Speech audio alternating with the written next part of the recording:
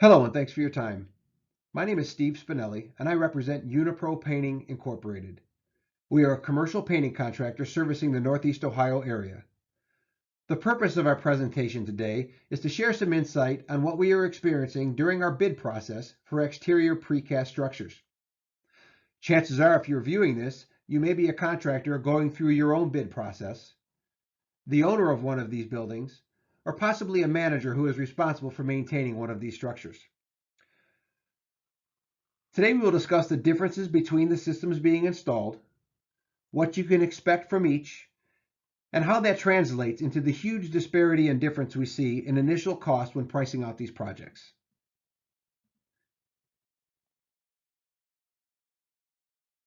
Let's talk about the increase in concrete construction globally. The global precast concrete market has witnessed consistent growth in recent years and is expected to maintain steady growth in the near future due to an increase in precast construction. According to a press release by MarketWatch, the market is expected to experience a 6% increase globally in the next 6 years. Let's take a closer look. According to an industry report from Fabcon Precast, there was over 16 million square feet of precast concrete produced in the U.S. alone. That production accounted for over 400 projects in 30 states. Over 3 million square feet of precast was produced in Ohio in 2018.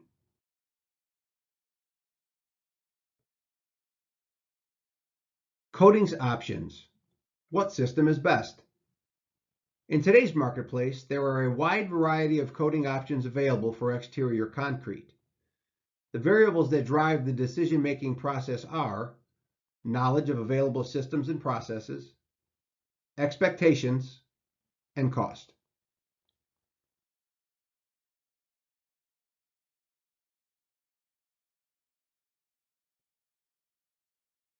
Let's take a minute and identify the 3 P's: prep, prime, and paint.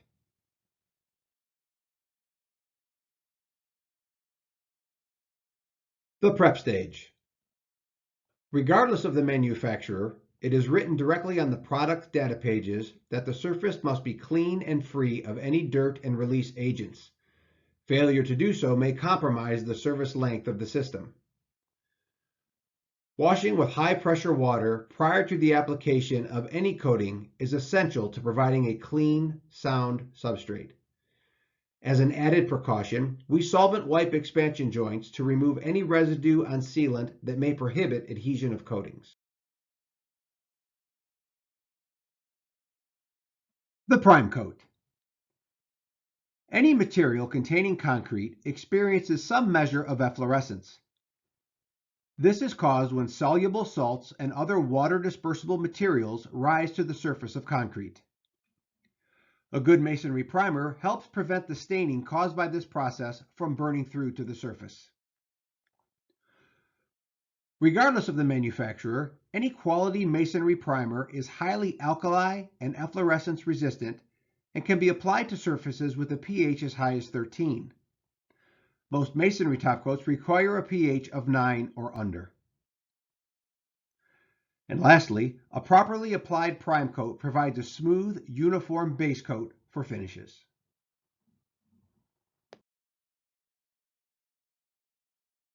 The paint, or top coat. Commonly used finishes for exterior precast are available in medium, fine, and smooth finishes. Textured finishes, such as the medium or fine texture, provide superior hide to any irregularities on the precast when applied correctly. Smooth finishes are less labor-intensive to apply and are a more cost-effective option. Accent colors are then top-coated with 2 coats of an acrylic overcoat.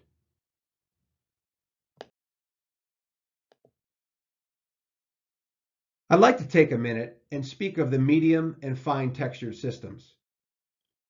Medium and fine textures should be applied via specialized texture spray units designed to spray aggregate textures. Application should be applied at 20 to 23 mils wet with a coverage rate of 50 to 60 square feet per gallon.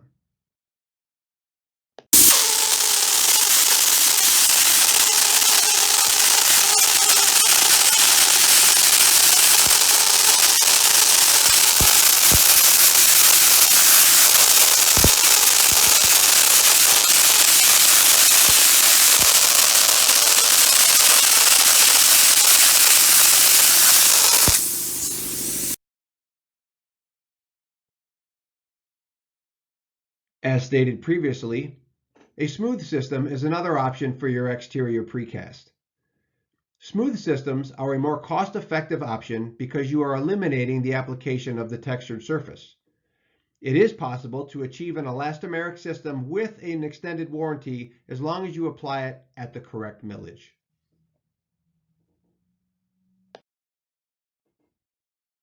Expectations.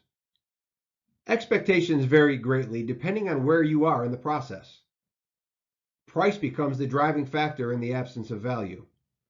An estimator is interested in the lowest price possible to provide a competitive bid and secure the project. An owner or an owner's rep is looking for the best system to protect their investment. They are interested in coatings that have a longer life cycle and offer warranties against failure.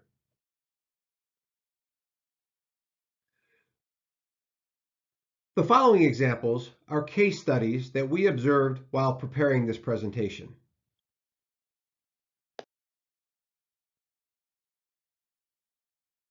The following building received one coat of primer with one coat of texture as a top coat.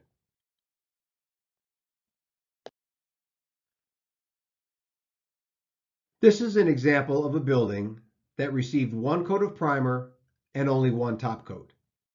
It is obvious that the lower accent color received one coat of textured finish in the color of the accent. The middle band just above the windows was an overcoat that was applied by a brush and a roller where the two colors met. It is very visible to see the irregularities in both the color, the texture, and the finish on this elevation.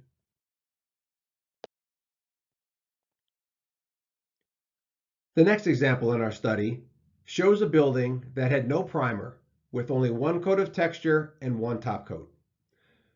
The following building was not primed.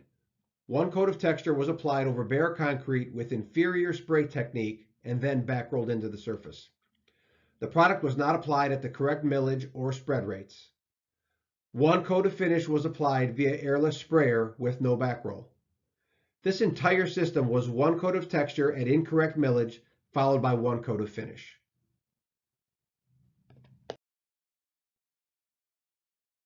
As you can see in our first picture on the left, the texture coating is being applied over a bare concrete substrate. It is being applied at an improper spray technique, and then it is back rolled into the surface. Our middle picture is a closer look of what that looks like as a finished product. Lastly, the photograph on the right shows the upper field color elevation in direct sunlight.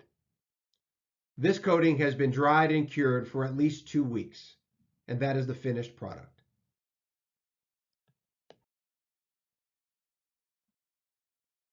The last example in our study shows a building that has 2 coats of smooth finish with no prime coat. The following building received 2 coats of Loxon XP elastomeric finish with no prime coat. The product is designed for higher pH levels, so no primer is required. The drawback is that the integrity of the panels needs to be flawless. Any imperfections will be magnified when painted with a smooth coating that has a sheen. The picture on the left is the application of finishes over a bare substrate without any primer. As you can see, it is being applied via an airless sprayer without a back roll. The picture on the right is the finished product of a smooth elastomeric finish with a slight sheen.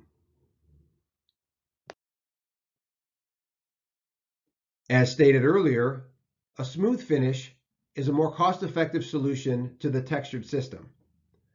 As both the photograph on the left and on the right show, however, any imperfections in the panels will be magnified through the finish. Cost. There is cost tied to each and every step of the process. Removing any of these steps directly affects the appearance and performance of any system you choose. Whatever initial savings you realize on the front end may be minimal to the long-term maintenance of the building. For the following examples, we will assume a 200,000 square foot building with approximately 68,000 square foot of exterior precast surface area. Washing precast and prepping joints. The average cost to wash the exterior precast and wipe the joints on a 200,000 square foot building is approximately 20 cents per square foot of exterior surface area. The prime coat. On average, the cost to apply one coat of a quality masonry primer to the same building via an airless sprayer at the proper millage and coverage is approximately 30 cents per square foot of exterior surface area. And finally, the top coat over a textured system. Depending on your system, the average cost to apply one coat of finish to the same building via an airless sprayer and back roller at the recommended millage and coverage is approximately 45 to 65 cents per square foot of exterior surface area.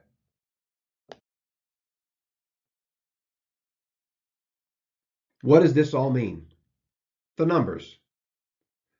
By removing the value of the power washing and prep on our sample building, the initial cost savings would be approximately $13,600.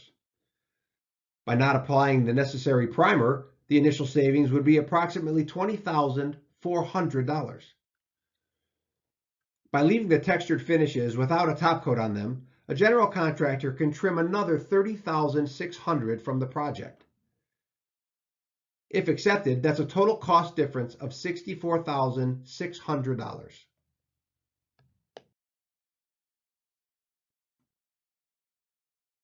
So where do we go from here?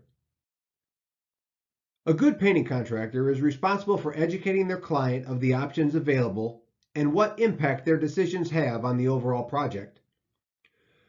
A good project starts with a clear and defined scope of work outlining every aspect of the process and what the expectations are.